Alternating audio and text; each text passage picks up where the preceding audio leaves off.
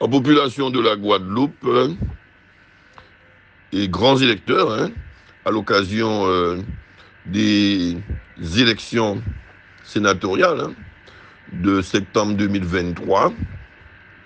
Permettez-moi de vous confirmer que je soutiens évidemment la liste conduite par mon premier adjoint au maire, Faber Micheli, à l'occasion donc de ces élections sénatoriales à venir, et que à cette occasion, je compte sur évidemment votre vote, vous grands électeurs, les 811 grands électeurs, c'est-à-dire les élus, et essentiellement, et quelques délégués supplémentaires ayant droit de vote à cette occasion.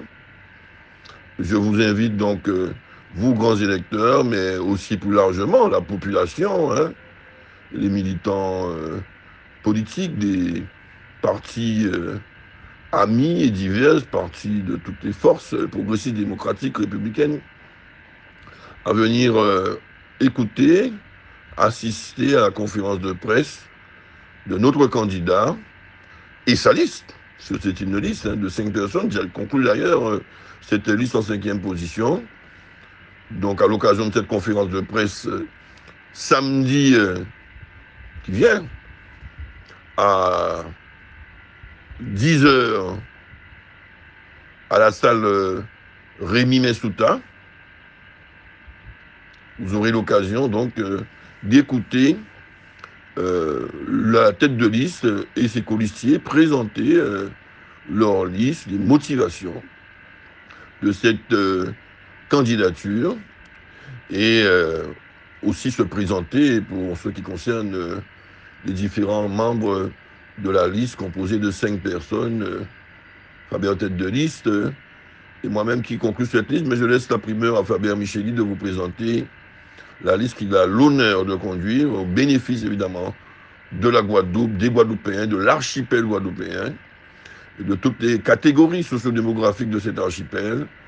Et je pense qu'avec Faber, il le dira mieux que moi, on a un beau projet, quelques orientations fortes, et qu'il aura à charge à défendre au Sénat avec évidemment d'autres partenaires, d'autres collègues évidemment, pour dans l'intérêt de nos territoires, je dis bien nos territoires parce que nous sommes un archipel, de nos populations, de nos catégories, de nos forces vives, dans une période difficile, aussi bien au niveau local qu'international.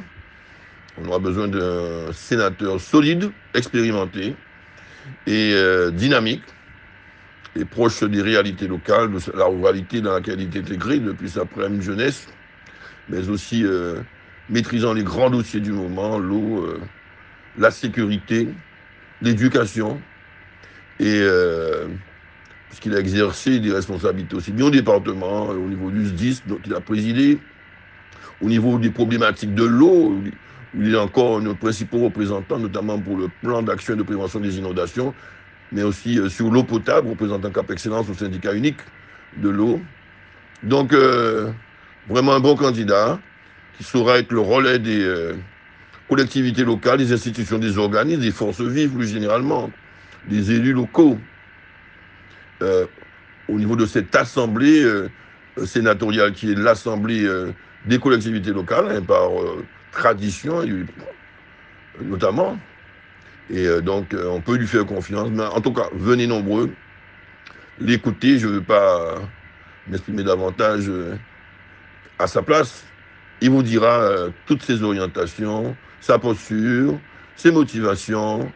Il présentera sa liste et nous pourrons trinquer après, évidemment, ce samedi matin à venir. 10h, salle Rémi Messouta à Pointe-à-Pitre. À samedi.